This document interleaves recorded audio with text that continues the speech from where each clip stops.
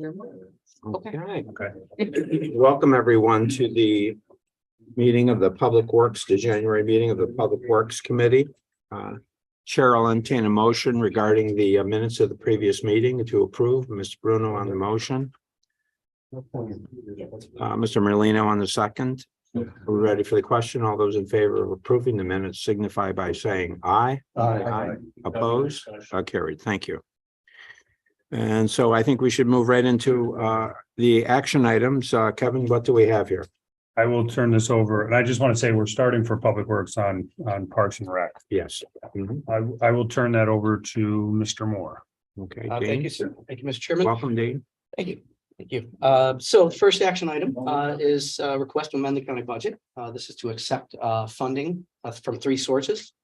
From the Pearsall Foundation for $2,500. These are currently in deferred revenue. We're going to allocate them supplies, but it's to accept Pearsall Foundation $2,500 for our homeschool program. Common Roots Foundation for $2,000. Jeff Kristen for snowshoeing supplies, snowshoes themselves. And last is a Lewis. This is turned into a nice annual contribution with the Lewis Global Village Charitable Trust for $1,800. Those amassing to $6,300. Okay, Chair, I'll entertain a motion to bring this to the floor for discussion. Yes, Does everybody here know Mr. Moore? I believe he was I'm not sure if introduced. I've but, met. He came from soil water conservation, been there many years, 15. Sir. 15. And I think we're lucky to have him. He started it up yonder though, Ah, and then left us and then came back. So we're gonna keep them this time. We're right? keeping him this Okay, time. that's good. Kevin, why don't you? Appreciate that. And everyone, I want to, if you don't know, this is Kristen Wild. She is now our up yonder education administrator. And she came on board in July. Yeah, July. Also a alumni of Actually, another alumni of up yonder. So they all come back.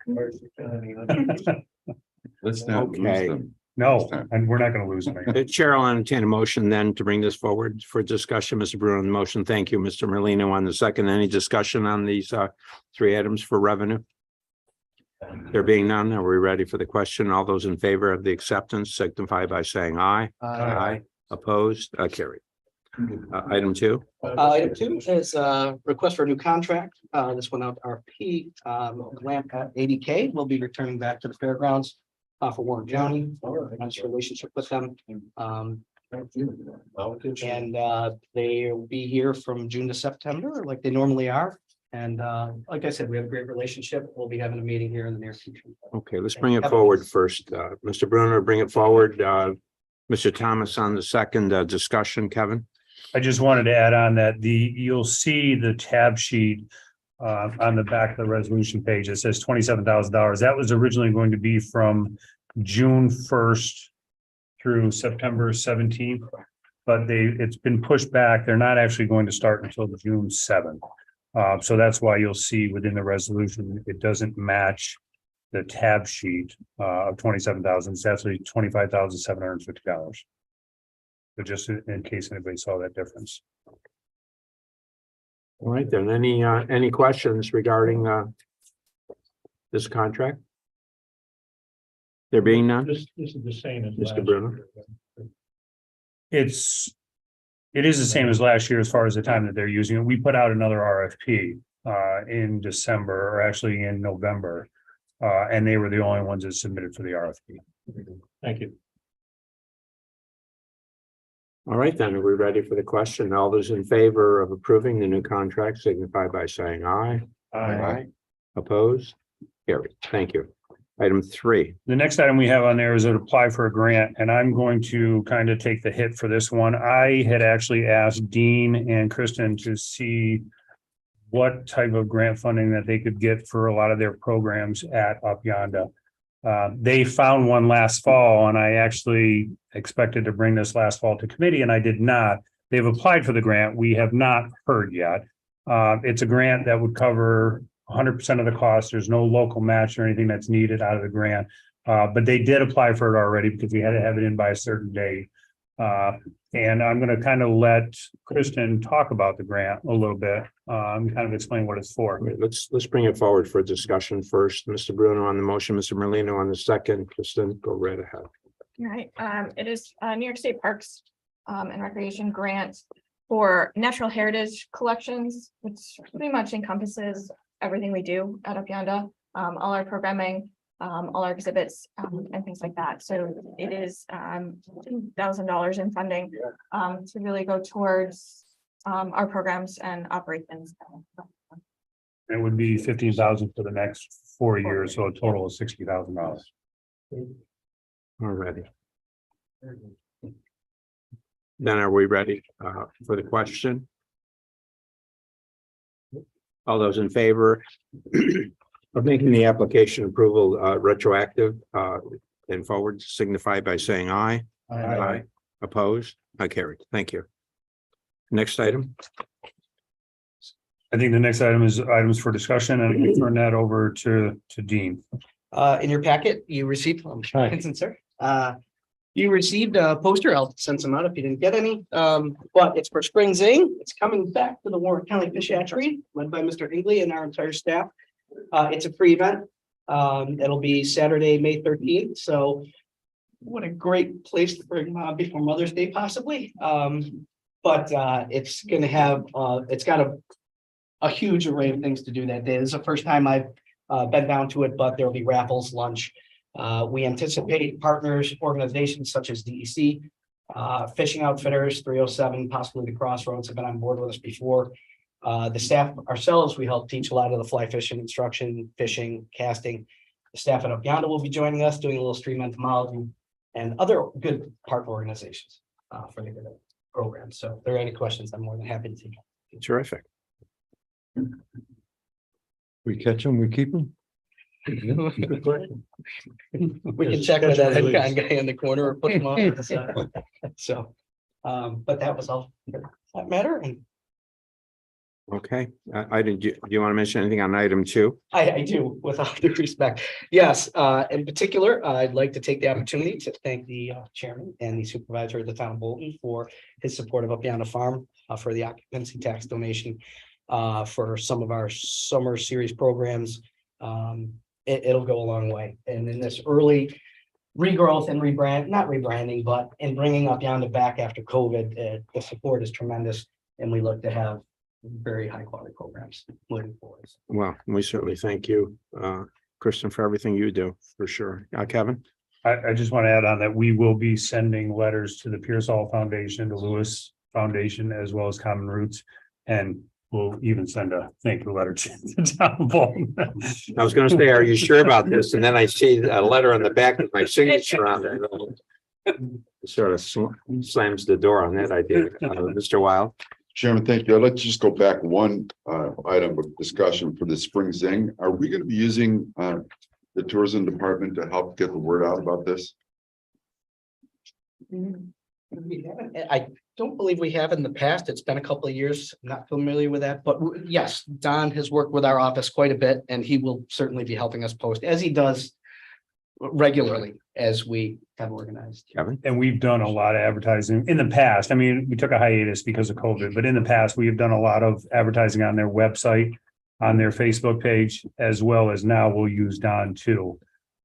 We could probably talk to tourism about it as well and see if that would. You know, get on our Facebook page and stuff like that. A lot of people come up here just for the fishing too. Yeah, right? So absolutely. Yep. this would be something that might help. It's a gather fun, some more people. it's definitely a fun time with the kids there. We have the one pond on site that they're allowed to fish in. And the couple years that I was there, when they had it before, it was a thrill to watch the kids pull in, you know, some of the trout that were there. So it was kind of neat to see that. So yeah, definitely would attract a lot. In the past, the program usually has about 200 attendants. It's maxed out at about 306 to be exact from Mr. England. Yep. To the extent where we have all our hands on board from our office, and sometimes we ask for help for parking. We fill that entire field out past the parking. So All right. Any referral or pending items, Kevin? Nothing. Privilege of the floor. Anyone wishing to address the committee at this time?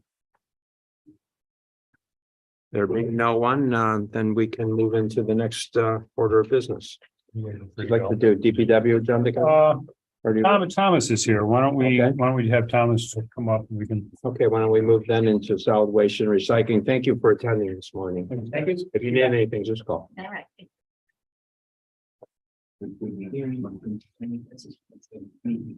Thomas? Morning.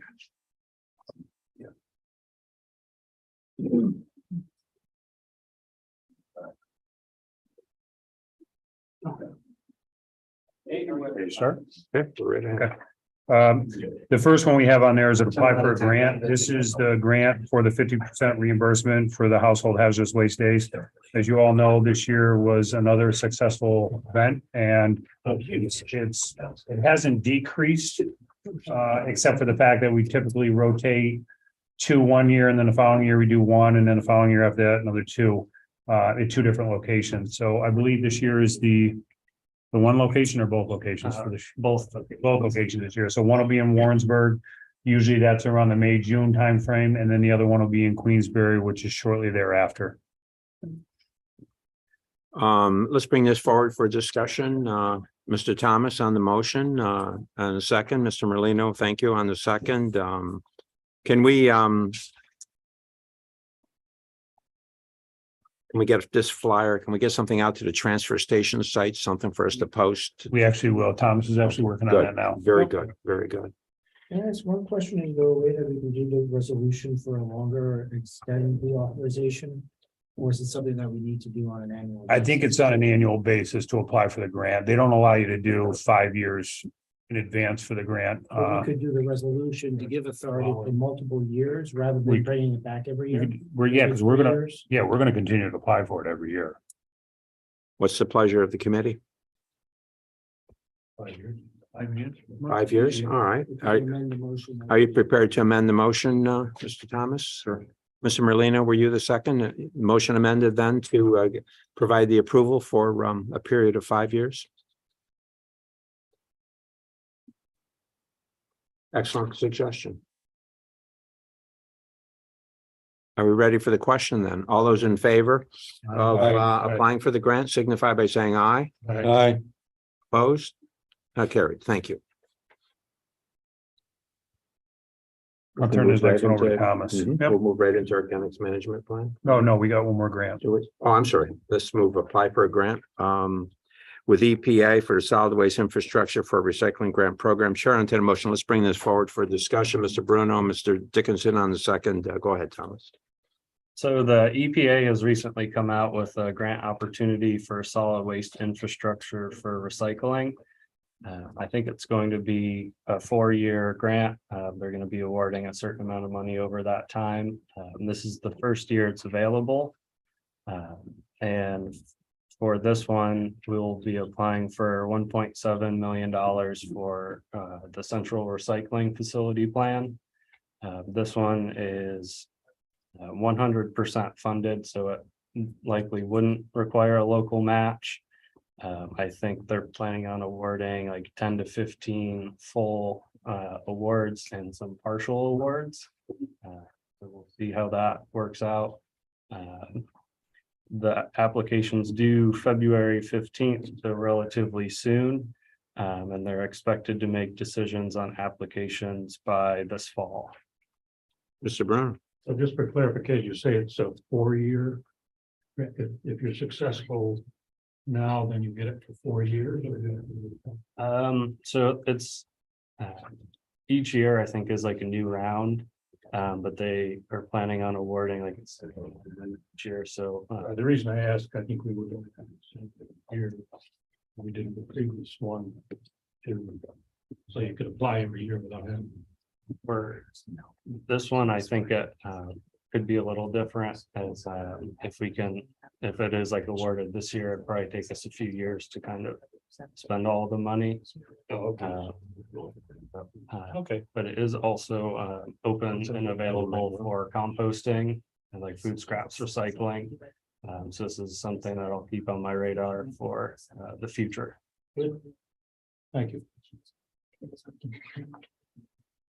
Yeah, let me just put out there that given the date of the board meeting, what we're effectively going to be doing here, because the application has to be in by the 15th, is we're ratifying, we're asking for a ratification approval. Is that correctly stated? That is correct. Oh, that's correctly stated. So, Mrs. Dickinson, you had a question? How much and what are we doing with it? So we're applying for 1.7 million. This would cover 2 trucks, a facility. That's approximately 10,000 square feet. A horizontal, industrial size baler. And So you're talking about recycling cardboard. cardboard. Excellent. Plastic. Yeah, let me just say, I mean, for those of you that have been on this committee and those on the board, of course, I think what we're seeing here is in creating the position and hiring Thomas and directing our resources. What we're seeing here is that we're just being much more ambitious in this world and able to begin to initiate concepts and ideas that heretofore were not completely possible. So I think what we're seeing here is continued progress and movement to begin to address some of the costly and outstanding issues regarding solid waste and recycling. Kevin? Yeah, I just wanted to add on that we've been talking about this for a while. We've been talking about having a facility possibly in Lake George. We did apply for ARPA funding and we were unsuccessful. So I had asked Thomas to look for other areas or other grant funding that we could use to kind of move this forward.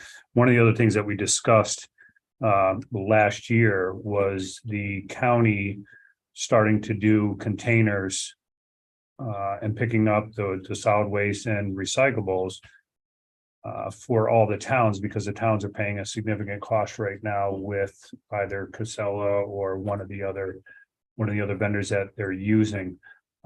We showed, and Thomas provided a chart last time we were here that basically showed a significant amount of savings to all the towns. I think the town of Queensmary may have been a little bit of savings, but such as Edna was going to have probably $15,000, $20,000 a year savings for the town of Hague. The issue I see is, and I was just talking about this with Supervisor Runyon yesterday, is we will not be able to get a truck, and this goes back to, this will take a couple, we won't be able to get a truck as of right now until 2025. So with that being said, coming into this year, the contracts are up with Casella. We're going to have to extend for another year, which I really hate to do, but I only have 1 truck and 1 truck's not going to cover the county, and it's an old truck. So we were talking about a couple new trucks, but again, if I put an order in today, and I can give you an example with my tandem, and my shop manager already put in an order for the tandems, and we're not going to see them until 2025. So that's what we're going to experience with the container trucks as well. That's a Yep. supplier issue. It is. Yep. It's a roll-on truck. Yep. This applies. We had the same discussion yesterday on a van, and all the towns are experiencing this on all of it. So So if you buy the town of Lake George, railroad.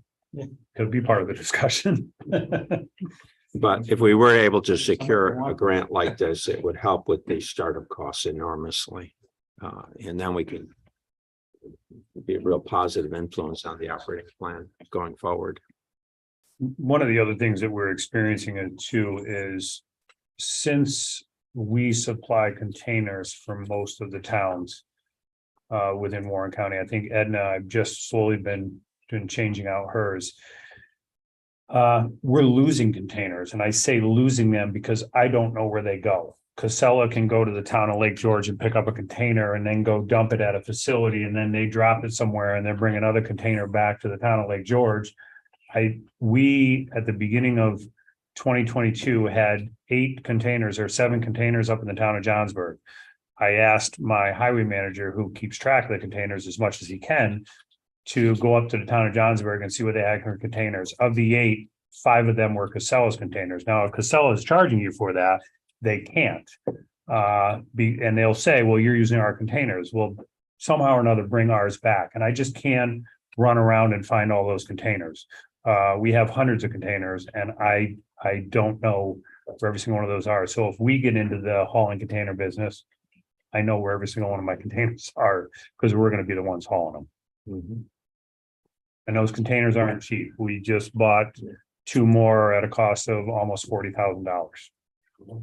So There may be some cheap ways to add tracking devices. that's going to be one of my discussions going into this year is tracking on vehicles and tracking on containers.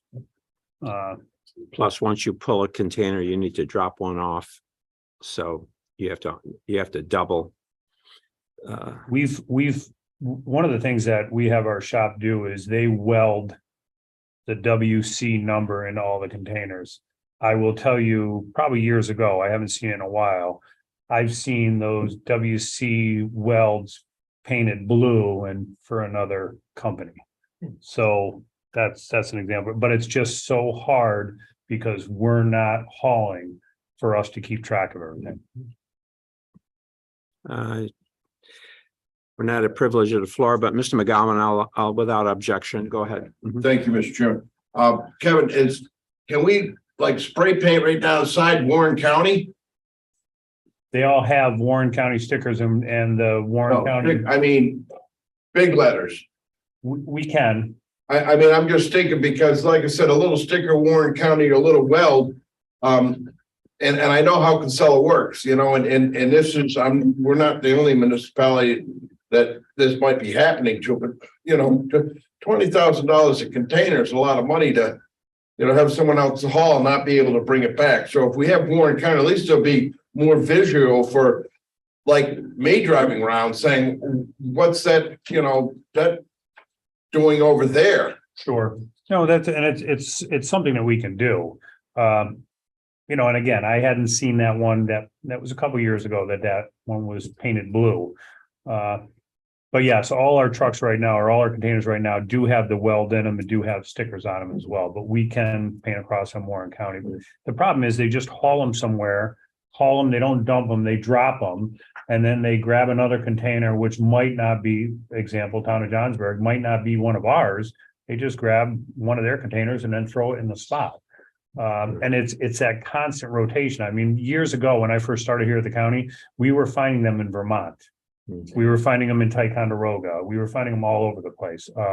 We've got a little better handle on it, but again, with another vendor hauling for us, or a couple of vendors hauling for us, it's just hard to constantly track them. But as the county attorney Elman said, we can put trackers on them. There's a cost. I know there's a couple companies that do those trackers. In fact, I was just talking, at the conference last week in Saratoga, the winter conference, and there were 2 municipalities close by, one Saratoga County, one Washington County, that they're starting to put trackers on all their vehicles. And not necessarily for discipline with their employees, because they have something in the union that says they can't use that against them. It was more for the employee safety, where someone has said, you know, I saw a truck go too fast, and they can see all that in that tracking. They know speeds, they know where they are, what time, if they've stopped. So it's something good. And I think it'll be a good discussion going into this year of maybe putting trackers on everything that we have. Especially at $20,000 a container, those trackers aren't that much. Yeah, also, let's not forget, in terms of the bigger picture, that the transport costs is the bigger side of the cost structure here. And so to this degree we can influence the transport costs, we will see the greater amount of the savings. And we can't do an awful lot on the disposal side, but we can on the transport side. Mr. Thomas? Yeah, I saw a roll-off truck on I think it was municipal bids online. I think it was last week. It was a 2008 Volvo. Looked like it was in pretty good shape. It was up in Maine, and the current bid on it was $20,000. So, I mean, you know, it's nice to have new, but you know, we got to wait 2 years for it. Yeah. Right. No, I think that's why the used market is so strong right now. That's exactly the reason. Just another question on a lot of the containers. I noticed more and more are the side load as opposed to the top load. Is that the preferred container as a side load? It depends on what you're using them for. Yeah. Okay. Mr. Chairman, Yeah, have you ever thought of purchasing any used containers? I mean, they're really reasonable. And for storage. They are, we If you found. can convert them into what you need more. You can save a lot of money. Get emails. The, Like once a month. the problem we have with some of the containers as well is that I'm not going to call out necessarily in this a single town, but it's what their staff do, like, you know, there's containers that they try to get a little bit more in that container, so they take the loader and push it down, and then they bow out the size of my No, container, and we have. And you know, Donnie has had a lot of containers in our yard, and he continually takes those containers and cuts them up. So he can use a door, or he can use the beams or something out of those containers.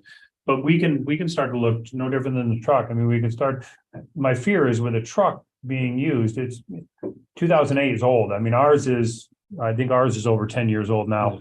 If we start hauling for all the towns, that's a lot of mileage. Yep. And I'm afraid if the one that we have now is over 10 years old and we buy something like that, it's definitely over 10 years. They break down. Now, what do you guys do for the towns? Then we're in trouble. Then I can't haul for you, and that material is building up at your facilities. all right, and I would say, you know, those that are interested in this subject, you know, by all means, you know, give Thomas or Kevin a call and we're open to all suggestions and ideas and regarding this. I haven't called a question on this, have I? All right, then.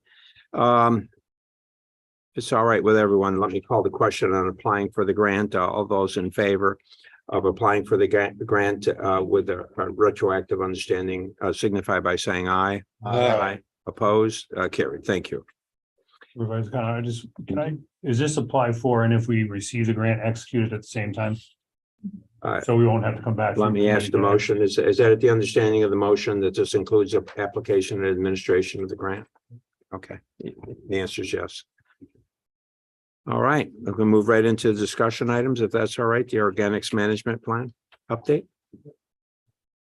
The organics management plan's on track, and it's ready to on track to be completed by the end of June. And which will also include a presentation. So far, we've had our second advisory committee meeting, and we've covered all like the background, existing conditions, and potential organics inputs into a county commercial facility. For that, the potential organics input, they estimated to kind of be at the base starting level, would be about 24,000 tons a year, or 90 to 100 tons per day for our county needs. Moving forward, kind of in the next month or so, we're going to be having our third advisory committee meeting, kind of ironing out the public outreach plan, finalizing a survey for residents, and it's going to include a compost technology review, finding out what might work best for our county. And we're going to be having a virtual public outreach meeting around the first week of March. And that's going to kind of include a organics management background for anyone who might not be familiar with that type of operations.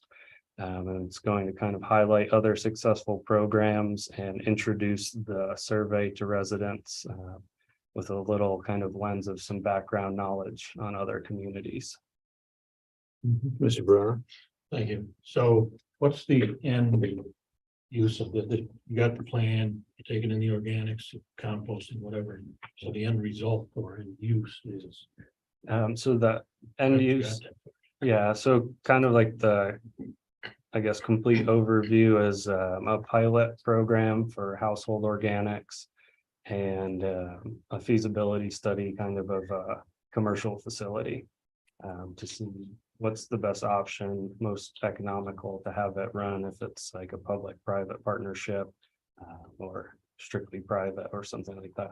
Right, but the end use of this material, your composting, is fertilizer or? Yeah, I think there's some kind of developing markets that some other counties have done or municipalities. where they can sell it by the bag. They rent a bagging machine and do a season's worth of compost, as well as selling it to landscapers and things like that. And you're looking at other areas that have done this and how successful that program is. We are. Thank you. Yeah, Mr. Merlino. Thomas, you sent us an outlook of what the plant could look like. Was that a artist revision or was that a someplace that's already in service? Yep, that one is the Onondaga County resource. Yeah. Yeah, that one does look pretty sharp. Yeah, I actually, I'm really looking forward to see the plan, and I'm glad that you mentioned the different options. That just doesn't necessarily have to be a fully public initiative. This could be a public-private initiative. This could be a private initiative. Which I think is an idea that we really need to evaluate, because right now, for example, I'll speak in terms of our town. What's coming to our transfer station is primarily residential delivered household waste, but the commercial people are having it picked up privately presently. And there are state laws that already exist on that relative to composting, I do believe, and which may or may not apply to a producer if they're not within so many miles of a 25 miles of a composting facility. But that doesn't mean that we can't create a market for that, should we choose to want to create a market for that, so that a private company could provide that service in Warren County and take it to whatever facilities they're utilizing for composting. So I think there's a number of different options here. And I think for me anyway, I think evaluating those options, I think is very important, because I tend to be very reluctant in wanting to get into a business like this as a purely public enterprise. I mean, if we have to, because it's the only option, well, fine. But historically, we have not. These have been difficult enterprises for municipalities to run. So, have you been happy with your advisory committee, the involvement? Yeah, we've, I think, had a really great start to it so far and provided GHD consulting with a lot of information. So I'm kind of excited to continue working on this. Yeah. And the zero waste folks, they've been actively involved as They have, well. yep. Good, excellent, very good, very good. Any other questions? All right, what's the next item, Kevin? I think that's it for this. We can move into. Thomas, thank you for being here this morning. Thank you. Very interesting, very interesting. Good indeed. job.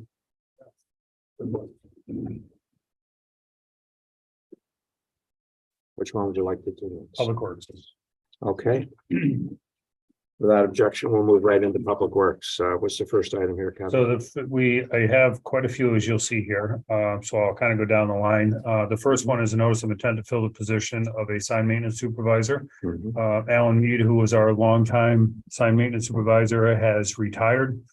So this would be to backfill his position. Mhm. All right, then. Mr. Dickinson on the motion, Mr. Bruno on the second. Any discussion? Internal or external hire? Probably internal. Thank you. Are you ready for the question? All those in favor of item one signify by saying aye. Aye. Opposed? Carried. Thank you. Next item, Kevin. The next one is to fill the position of a heavy equipment operator, number 9. Mr. Dickinson on the motion, Mr. Bruno on the second, discussion. Good question, if you don't mind going through these, Kevin. Oh, yeah, I can do that. Yeah, that would be most likely a medium moving up into that heavy position.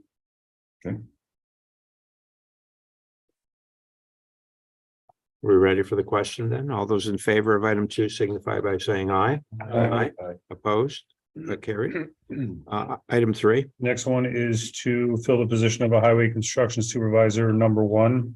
That would also be in-house. Could be a medium and or a heavy based on years of experience. To move up to the highway construction supervisor 1, which is the assistant foreman position. Mr. Dickinson on the motion, Mr. Merlino on the second. Any discussion? All in favor signify by saying aye. Opposed? Carried. Item 4. 4 and 5 are both attempt to fill the position of a medium. And those were due to promotion into heavy positions, so most likely then lights will move up into the medium positions. But that's 5 and 6 for those. 4 and 5. 4 and 5, I'm sorry. 4 and 5. Mr. Dickinson on the motion for 4 and 5, Mr. Thomas on the second. Any discussion to approve items 4 and 5? We're ready for the question. All those in favor of the motion to approve 4 and 5 signify by saying aye.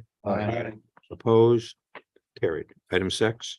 6, 7, 8 are all due to promotions as well, and those are light positions, and those would come from the outside. I don't have anybody below a light position, Supervisor Wild. I do have a laborer, but they've been here a long time and they've never wanted to move up. All right, 6, 7, 8. Do we have a motion? Mr. Merlino, thank you. Mr. Dickinson on the second. Any further discussion? Mr.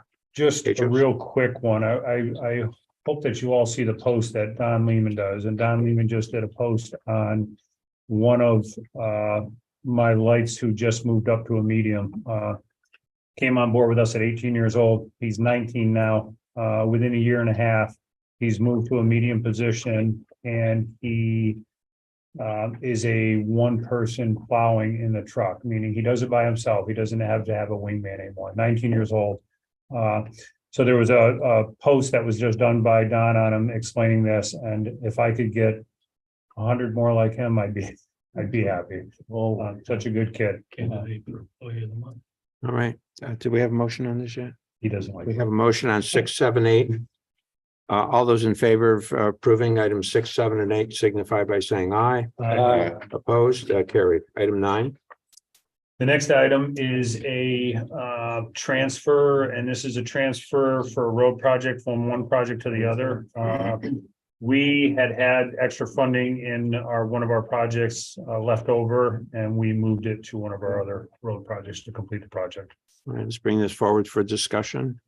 Mr. Dickinson again, Mr. Bruno on the second. Any further discussion on the transfer? There being none, are we ready for the question? All those in favor of approving the transfer signify by saying aye. Opposed? Carried. Thank you.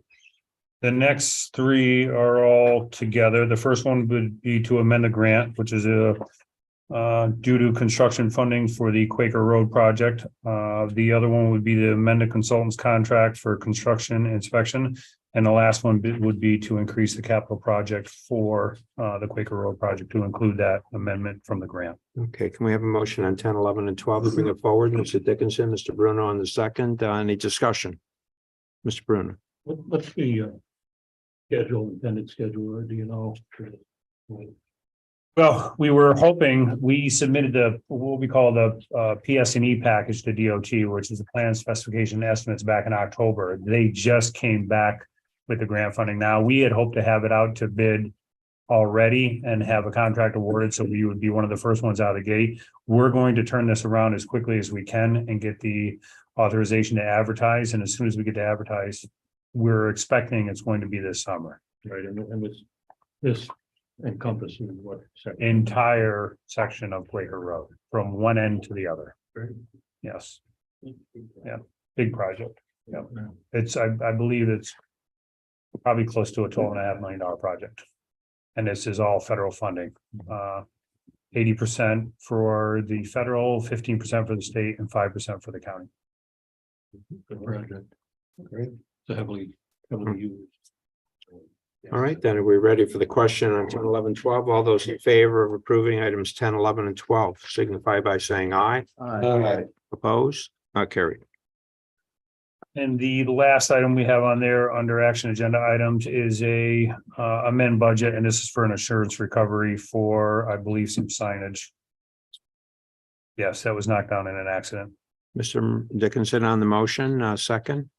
Mr. Bruno on the second. Any discussion? Ready for the question? All those in favor of approving item 13 signify by saying aye. Opposed? Carried. Thank you. Under discussion items, I wanted to give kind of some quick updates. So as you all are aware, Quaker Road, I'm sorry, not Quaker Road, Bay Road Bridge, the collapsed culvert is done. I have numerous pictures that I want to pass out to committee, and I was going to do it for the benefit of anybody who hasn't been on the committee in a while, Supervisor Wild, and I know Supervisor Bramer was on the committee. These are a lot of the projects that took place this summer. I don't necessarily have them all labeled, but you can kind of see some of the work that took place over this summer. So the Bay Road Bridge project is complete, and I believe, and Supervisor Thomas can correct me if I'm wrong, but I believe Roselle was heading up the highway with all their cranes. They should have been probably at the bridge site because they're starting to set that structure on County Route 2 tomorrow. Good. So, They were backfilling there, so. yeah, and I saw the cranes come up the Northway this morning, so my assumption was that they were heading there because they said the 25th they would start setting the structure on County Route 2. I took the scenic route through. Oh, you did?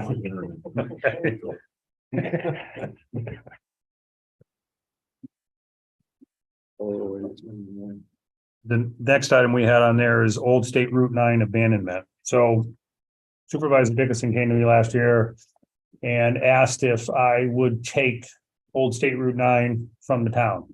And I agreed to him, although I still think there's a process for us to do this. Old State Route 9 is where our Tony Pit is located and where the sheriff's firing range is located as well. I believe there's one resident on the street as well. A lot of the times we will come out of the Tony Pit with our plows down and we will clear a lot of that road anyways. They have actually passed a resolution at the town. I think there's a little bit more of a process we have to go through based on county highway law, but I am more than willing to, and I spoke with County Attorney Elman about this. We're going to kind of look at the highway law and the rest of the process that we have to follow, but I would probably come back with a resolution to take over that road. It makes sense for us to have it because our Tony Pit is on it, because the sheriff's firing range is on there, and we would maintain it from here on out. But I still think there's a little bit more things to collect first before we go forward. So I just wanted to kind of make the committee aware that I will be bringing that back. So, and hopefully it helps me with a little more CHIPS money come next year. I think your government was built there. The next item we have on there is the Warrensburg School District. As you all are aware, a couple of years ago, we put in a new sewer line from Countryside and tied into the town system. There was stipulations in the contract with the town that no one could necessarily connect to that sewer, although there is a capacity in there. No one could connect to the sewer unless we kind of got permission from the town because it dumps into their system and they wanted to make sure that they had the capacity. I believe there is. So the Warrensburg School District is very interested now because I believe they're having system failures with theirs. It's getting to the point. So they would like to tie into this. I don't have necessarily a resolution because I wanted to see kind of what their design and I think Chairman Garrity can kind of speak to it, but I believe they're working on their design to tie into the system now. Right, we did preliminary estimates. The town's engineers designed the line down from Countryside to our sewer. And so when I got the call from the superintendent asking, I had our engineers kind of go back and look and check with DEC because it is all force main. And we could, it's doable, and our system could take the amount of output they have. So, but this would all be on the school district. There would be a pump station would have to be put on the school district property to force it down further. I don't know what that would do to us up at Countryside or any of that stuff. So, anyways, it's in there. I guess they're getting very serious about it. So I brought it to Kevin. So as of right now, it's in their court. So until we get kind of some plans and stuff from them, and then we'll kind of go forward with maybe coming back to amend the MOU that we have with the town to allow somebody else to connect to the system. Where does that force main? It goes into the treatment for. Goes in our land. Yes. Down by the old paper mill. Yep. Yeah, I think in terms of process, I think it's important. I'm sure you've already communicated that whatever, that they're gonna need plans and drawings are gonna be stamped by a licensed engineer, et cetera, and that those plans and drawings will have to be approved by your department And by DEC. and by DEC, because there's a speedies permit involved. Yeah. Just make sure they are clear on the process. This isn't, okay, let's start digging a ditch here. This is, there's a process. All right. Is that it? I have one more thing that it wasn't on the agenda, but I would like to kind of make the be aware of. I was at my winter conference last week in Saratoga. And a group of my peers have nominated me as second vice president of the New York State County Highway Superintendent Association. So that means in 2025, I would be president. It's a significant honor for them to ask me to take that on. I think there's kind of 5 events during the year that the president really has to be part of. One would be, typically the winter conference. The second one would be Advocacy Day to meet with the legislators down in Albany. The third is they have and probably some of your employees have been there, the Cornell school in the summer months. Then they have the bridge conference in the fall, and then it would be the winter conference that I would be done. So I wanted to kind of bring that to committee. I know I talked to John about it. He encourages this. I know when Ryan Moore was here, he encouraged it, but I wanted to make sure that the committee was aware of it. It's not going to impact anything that I do for the county. So I just wanted to bring that to you. Congratulations. Thank you. Congratulations. It's a huge honor. Well, just let us finish. We'll bring privilege of the floor up. Just quickly, I see the state has recently increased its rate of pay for its truck drivers, CDL drivers, and I'm interested in your thoughts on this going forward. I also saw recently I forget, it was an article or something where a town actually declared a state of emergency because they didn't have enough drivers.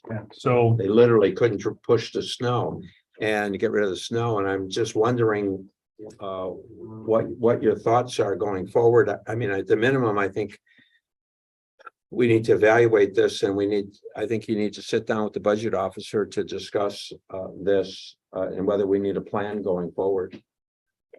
one of the things we did at the winter conference, typically we have a superintendents and commissioner roundtable. One of the discussions that came up was just that, is that New York State DOT depends on what region you're in. Each region was different, but it doesn't matter what region it was. They all increased by some amount of money. I believe Region 1, their starting pay for a plow or a truck driver right now is $25 an hour. It makes no sense for somebody to come work for me because I believe mine right now is currently at about $20 an hour. I know the towns vary. I think it's going to hinder us. And it may be a discussion moving forward as to maybe reaching out to the budget officer. But I think first and foremost, we all agreed, the superintendents throughout the state, is maybe to come up with a survey of all the kind of, the plow operators around the state, whether it's states, counties, or towns, and kind of get a survey of what everybody's making. And maybe it'll be a collective effort to say, wait, everybody should be paid a little bit more. But yeah, it does hurt us that the state has done that. I get it. They're hurting just like we are. And you're right. There was a town over in Washington County who did just declare an emergency because for the town, normally they have 4 plow drivers. They're down to 1. So they're actually asking kind of some of the other towns and the county to assist them in keeping their roads clear. Mr. Merlino. I mean, I think it's a great idea. I think it should be equal. A lot of us small towns, they're talking now EMS squads, getting tax exemptions on their properties. People apply, fire department also. State does a lot of these things, but they don't give us any money for it. And it's just gonna add up because all these things are great ideas and I'm not against them. But how much can some of the smaller towns keep raising our budgets? You're gonna go bump a 2% cap right away on if somebody can But I think they deserve it, volunteer firemen and EMS and I say the drivers.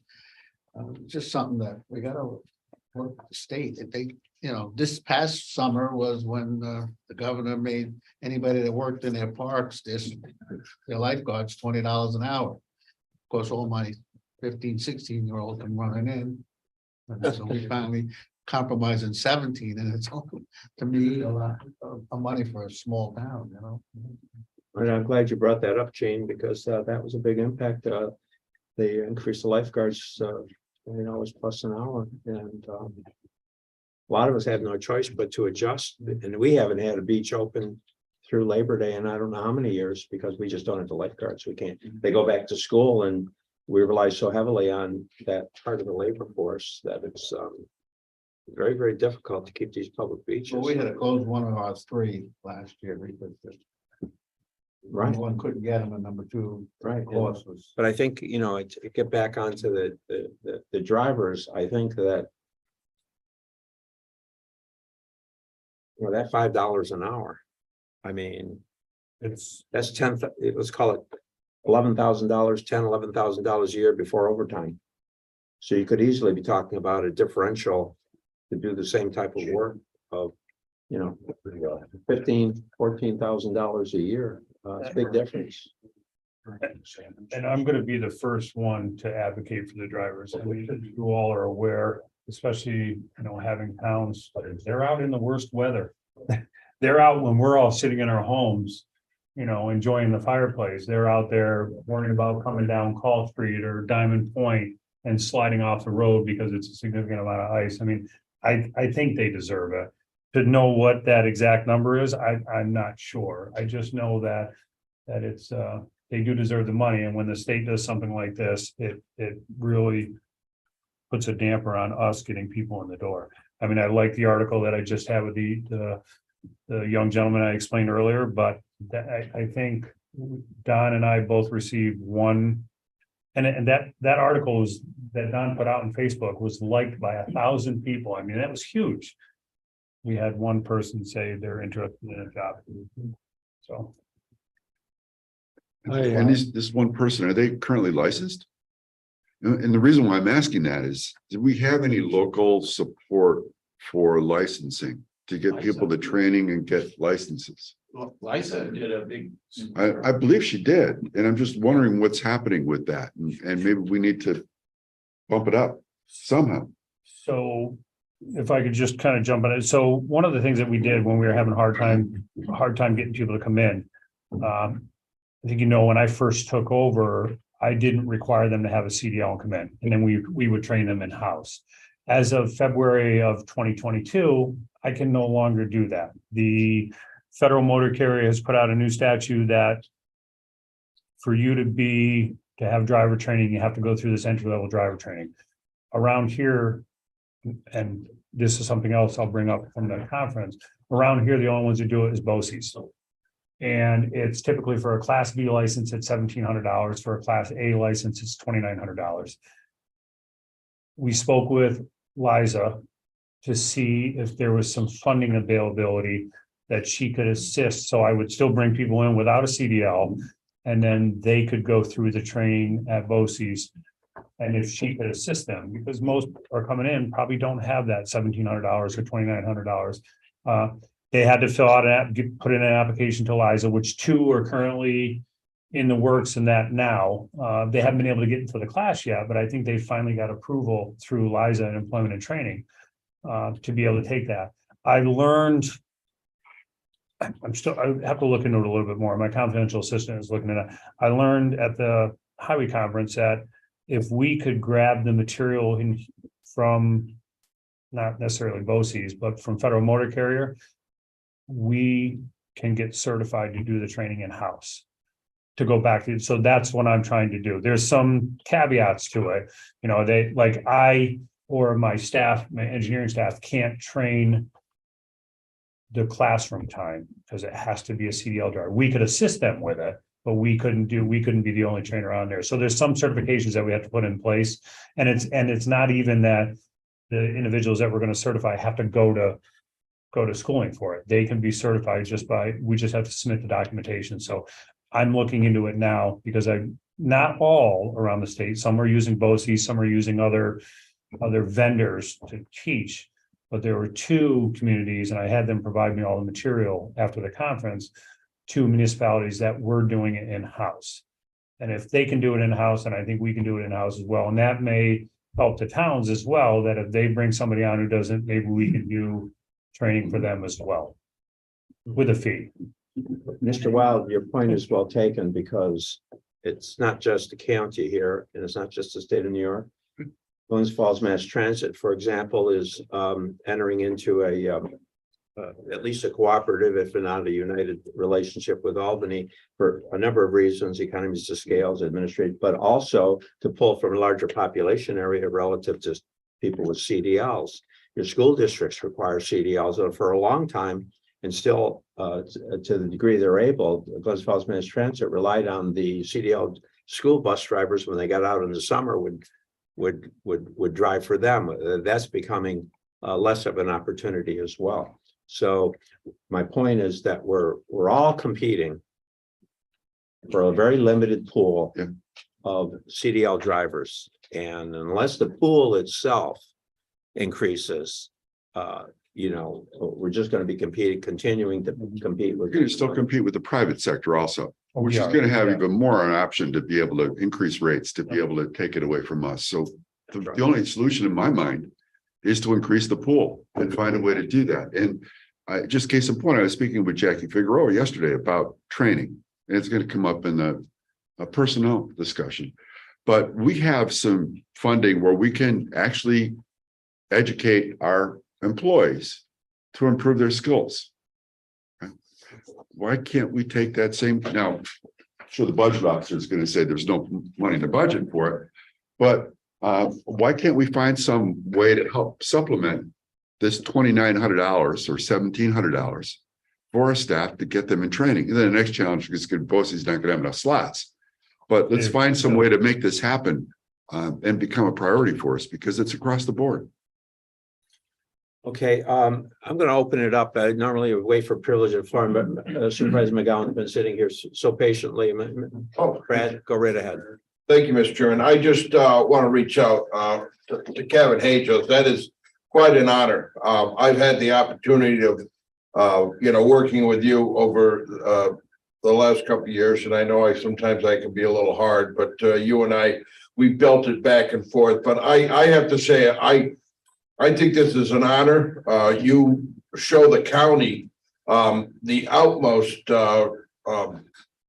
support in what you do, along with your employees. But, you always return my phone calls. It doesn't matter what time. My more concern is you're taking on another project. You don't take enough time for you and your family. So I just want to go on the record that this is something, but this is quite an honor, and I look forward to seeing you as president there in the future for this, because I think a lot of people can benefit for what you bring to the table. So it's an honor to have you on the Warren County team. So thank you, Kevin. Thank you. Okay, on that point, I've just been advised by Amanda that we need a resolution authorizing Mr. Hajos to do this. Mr. Dickinson on the motion, Mr. Bruno, is that a second? And if we could get this done, because this will have to go to the board for approval. So all those in And just to clarify, it's to accept the current position and any future positions to include potentially the president To in the president, 2029. all right, then that's the motion. Are we in agreement? All those in favor signify by saying aye. Aye. Opposed, carried. We can't oppose, then it won't work with Yeah, it. I know. I'd like to turn, Mr. Leggett, you've been very patient. You have, Thank you, Mr. Chairman. Thinking ahead on budget years, and this is on tail of talking about cost for snow and ice removal, updating snow and ice schedule of reimbursement to the towns. Where does that start? It would start with me. And then it would start with Frank, because what it affects the budget. I can tell you right now, and this is the survey that I make the chairman Conover aware of every time he asks me. Currently, with the survey that was done throughout New York State, including state agencies and what they pay. Warren County pays the highest to their towns for snow and ice. I think we're a little over $9,000 per mile. The next highest one throughout the state is somewhere about $7,200. Now, I'm not saying that every single municipality participated in that survey, but quite a few of the counties, I would say out of, you know, 62 counties of the 57 that participate in the New York State County Highway Superintendent Association, probably 40 of them responded to that. So, but it would start with me if we want to talk about increasing, and then I would, of course, bring it through budget as well. And it would come through committee too for approval also. And it was last updated 3 years ago. 3 years ago. Mr. Garrity. Yeah, I just, there's a common theme we keep hearing. The good old state of New York puts more training requirements on employees to work, whether it be for the state or municipality. And yet the state of New York doesn't take into account how it affects all their communities. They first started back in 1978 when they raised the qualifications of the emergency medical technician. And they keep raising the requirements. And now, they give a huge increase to the DOT worker. And they forget what it does to each of the communities. And now we're having, ALS, or they put on this property tax thing. There's no thought into what that's going to do to the community or who's going to pick up the difference, because all you do is you're shedding costs from one group of people over to another group of people if they even do it. So it's not as well thought out, because they at the 11th hour they changed the law. So now you can either take the income tax credit for a volunteer fireman or the property tax credit. You can't take both now. That isn't the way it's stated, but that's the way it works. But this, the CDL training, I mean, people have had CDL license for a long time, but it seems like now CDL licenses take weeks to get. And then you're asking the person to go to work and do a job or whatever. And then if they have a passion to do something else, they got to do that on their own time. I think we're not really thinking out this training. You're not getting volunteer firemen because you've expanded the training to 190 hours, 175 hours, all at night. When you may work at a job during the day, none of this is taken into account. I think it's a real issue that people need to address. I'm for paying the people, but you got to find the money to be able to pay the people. We do compare notes around. I mean, we have to compare notes with the other communities and try to keep up.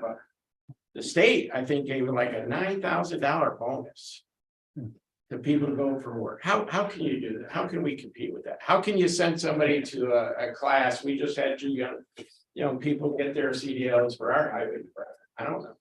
I don't know how many weeks they went, but it was a long time they had to go take the class. If you could do it in-house where you could capture them and maybe do it, and I don't know how many hours are required, that would be so much better. But it's just going to creep up and keep biting us. It's the same thing. They put these regulations in place and they say, deal with it. No help to deal with. No, I couldn't agree more. And I think with that statement, and I think that it's a great opportunity, I think, here in the difficulty, there's a great opportunity to provide for a good paying, for our young people, to provide for a good paying job with benefits and retirement, and whether public or private, right? In other words, whether public or private. And I think that how do we capitalize on that? I think is the question going forward. And hopefully in your associations and everything else that we can find the path through this, because it not only relates to the county, it relates to all the towns, it relates to our mass transit, it relates to our school districts. This is a big deal. Mr. Molina. back to what you said about the CDL drivers, I mean, I definitely think they need more money. But couldn't we go into a, let's call it a stipend program with them? You know, to raise everybody to 25, 26, $27 an hour, then when they plow at night, it's time and a half. Couldn't we just give them a plowing time? Because most of the time with the CDLs, they're not. I'm not saying they're not working, but they're doing other things. The plowing is the most important to me. Because you gotta get the streets clean. But, you know, like yesterday's job, didn't take too much overtime because they started maybe 4 o'clock. And then went into regular time, which they didn't like. They complain about that, but if you gave them a stipend for when they're just plowing. Right, to give them a differential. Right, yeah, you know, it could be easier to handle the $24, $25 an hour than, you know, So, I mean, that's just thinking, that's, you know. and I agree, and we currently do that right now, because any of our OPP drivers, one person plowing, they get a stipend, they get more an hour because they're one person plowing, and that's typically after hours, not during normal hours. That's after hours that they get paid. I think it's based on the contract, $3 or $4 more an hour to do single person plowing. You know, but it's, I mean, that's after hours. I mean, it's still, DO2 is just doing it all the time, you know, for that increase or whatever.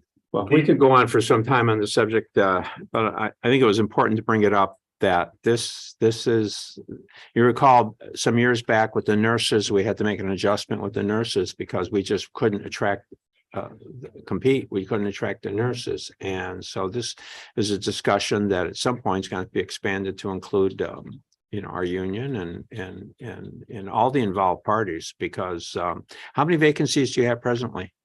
I believe 11 right now. 11 vacancies. Just flowers, or that's all CDL. That's for my highway department. Well, there's 10, I believe, in my highway department and 1 in buildings and grounds, which we just brought earlier in county facilities. So that's significant. One of the last things I wanted to add is the discussions with Liza that we've been talking about, and hopefully, you know, the applications that have been submitted for the training.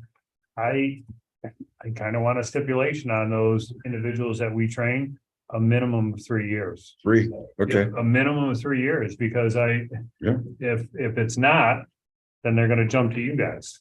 Because you guys pay a little bit Right. more than us, so I'd like to at least keep them on board for 3 years before they jump ship, especially if we're gonna invest that time and money and training into them. Absolutely. Mr. Bruno, and then we'll wrap it. If I could just address that one point before we move on.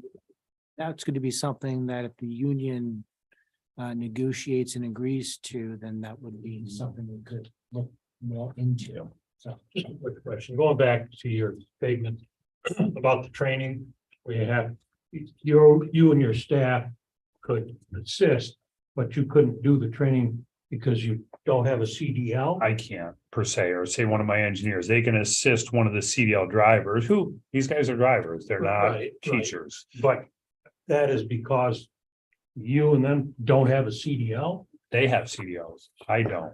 A CDL has to teach the classroom. That's what I'm saying. If you had a CDL, I could teach. the your classroom. engineering staff had a CDL, they could do it without, Absolutely. that was my question. Yep. Yep. Thank you. Sounds like a potential solution. All right, anything Now else? you want me to go to BOS and get a CDL? One of your staff. Yeah. Engineers. Well, and I have a bunch of CDL drivers that are interested. I have 2 drivers right now that are interested in getting that classroom training so they can do it in-house. Yep. Anything else for us today, Kevin? That's it. That's all I have. Privilege of the floor. Any comments from anyone? Just, Mr. Chairman, Kevin, just so you know, I'm gonna bring this up in economic growth and development in another half an hour, 45 minutes, whenever it is. Excellent. But Liza will be there. We'll see if we can have time or join in via Zoom or something like that. That would be awesome. Sure. That would be terrific. Mr. Wild, that would be terrific. That's what I can do. Good. All right, then. With that, there being no further comment, Chair, I'll entertain a motion to adjourn. Mr. Dickinson, Mr. Merlino on the second. Thank you, Gene. All those in favor of adjourning signify by saying